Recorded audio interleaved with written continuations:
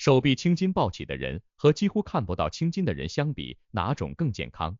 小的时候看武侠电视剧，里面的男主在战斗时往往会青筋暴起。幼年不懂事，总以为青筋暴起的人力量就会很大。学校课余时间还经常和同学一起攀比，看谁的青筋多。若是某人青筋又粗又明显，那么一定能获得不少男同学崇敬的目光。想想看，这是不是你的童年？虽然长大后的你大概已经明白电视剧都是骗人的，青筋跟力量一毛钱关系都没有。可你想不想知道是什么导致了不同人青筋之间的差异呢？为什么有的人青筋暴起，而有的人几乎看不到青筋？两者究竟谁更健康？如果想弥补被骗的童年，那就请继续往下阅读。所谓青筋，静脉血管。青筋其实是民间口口相传的俗语，它医学上真正的名字是静脉血管，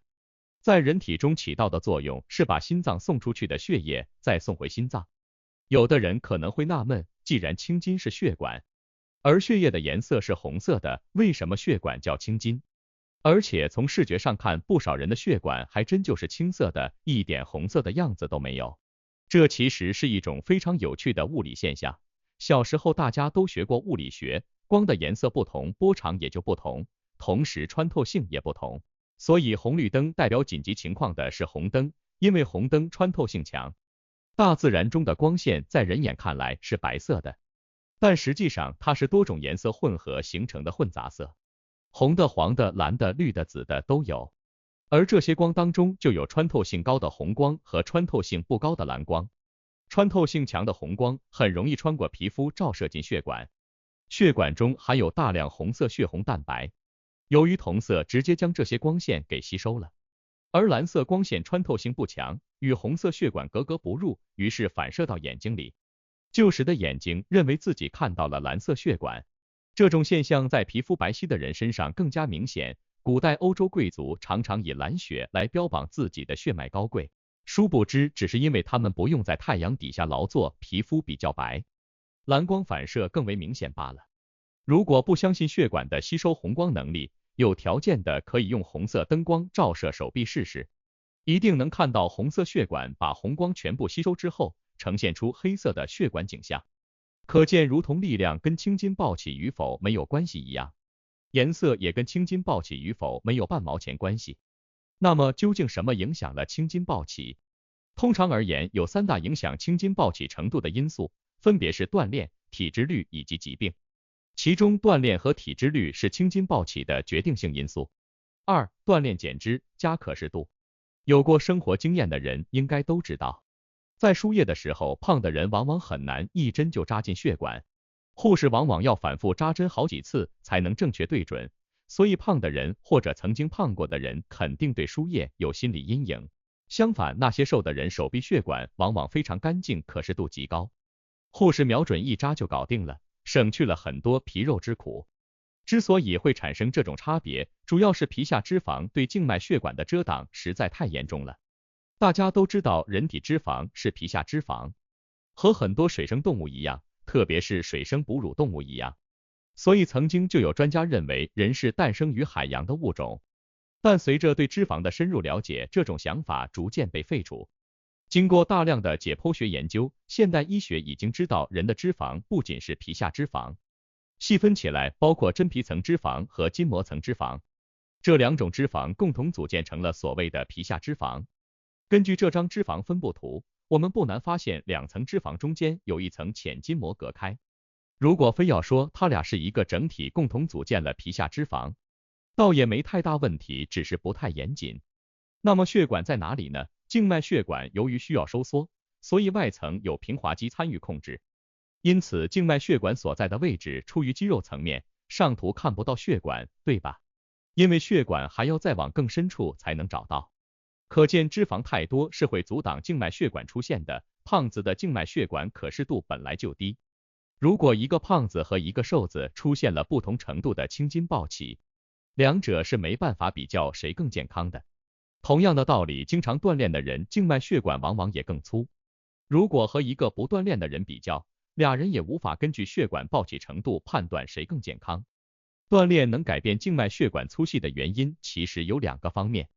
一是锻炼能增加血管维度，经常锻炼的人血管更加粗大；二是锻炼能降低体脂率，皮下脂肪减少了，血管露出来，自然就更明显。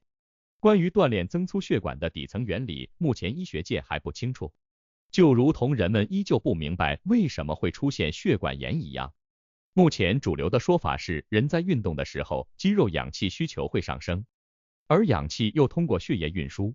所以心脏会通过频率更高的跳动来补充肌肉氧气。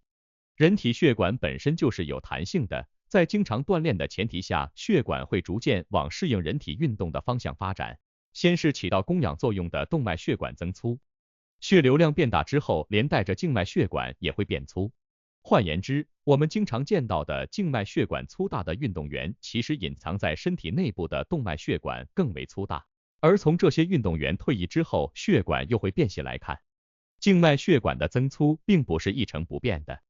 一旦停止运动，它又会朝着人体静止的方向发展，可谓能屈能伸。由于现实生活中绝大多数人的体脂率和锻炼频率都是不同的，因此通过青筋暴起程度来判断健康程度并不靠谱。无论看得到青筋还是看不到青筋，跟健康没有直接相关关系，除非两个在体脂率和锻炼习惯上都差不多，同时他们在青筋暴露的程度上又出现了很大的差别，那可就值得说道了。三、青筋越多，血压越高。前面已经说过，青筋就是静脉血管，主要的作用就是把血液从各个部分送回心脏。相比起动脉血管而言，它所输送的血液含氧量的二氧化碳浓度最高，同时还有很多代谢废物。由于静脉血管并不参与心脏泵血，所以相比起动脉血管而言，它的管腔粗度要小得多。就如同现实中的下水管道一样，越小的管道越容易堵塞。静脉血管的管腔本身就小不说，心脏回流血液还含有很多代谢废物，就算不会因为异物堵塞，也很可能因为废物堆积在一起形成的血栓堵塞。再加上静脉血管当中有一个为了防止血液回流进化形成的静脉瓣膜，让本就危机重重的静脉血管又加了一层堵塞风险，所以静脉血管比动脉血管堵塞的几率要大得多，血压也更容易发生变化。当静脉血管通畅时，血压减小，青筋暴起程度就小；而当静脉血管因为某种原因受阻时，血流艰难，血压就会升高，青筋暴起程度就高。由于血管堵塞容易引发各种心血管疾病，包括中风、心肌梗塞等等，所以相同状态下的两个人，青筋暴起程度越高，身体就越不健康。除了血管堵塞、血压升高导致青筋暴起之外，其实还有一种情况会使得青筋暴起，那就是静脉血管失去弹性。有个广告词非常深入人心，叫弹蛋蛋弹走鱼尾纹，说的是补充胶原蛋白可以维持皮肤弹性。其实血管同样如此，随着年龄的增长，人体胶原蛋白会逐渐流失，静脉血管也会逐渐失去弹性。此外，长期不运动、机体血管功能退化以及长期三高都会使得静脉血管失去弹性。静脉血管一旦失去弹性，意味着再也无法控制血液流动，就如同一根软趴趴的水管，原本用来放置静脉血液倒流的静脉瓣也成为了摆设，血液肆意充斥在血管当中，静脉血管时时刻刻都是充血肿胀状态。静脉曲张就是这个原理，虽然医学界还不明白静脉曲张的诱因是什么，但可以肯定的是，静脉曲张患者静脉血管没有了弹性，时刻保持充血。早期可能不痛不痒，影响不大，但严重之后会导致破裂、出血、溃烂等后遗症。如果静脉曲张发生在胃部，那么严重之后会出现呕血的症状，直接威胁生命。可见，只要是两个体脂率和运动情况差不多的人，出现了青筋暴起程度不同的现象，那么大概率青筋越粗的人越不健康。因为无论是血管堵塞、血压升高导致的青筋暴起，还是血管失去弹性导致的青筋暴起，都是身体不健康的征兆。如果你是那个青筋比较粗的人，那么最好赶紧去医院做个全面体检，以避免恶劣结果的发生。结语：总而言之，看得见青筋和看不见青筋都是人体正常的生理现象，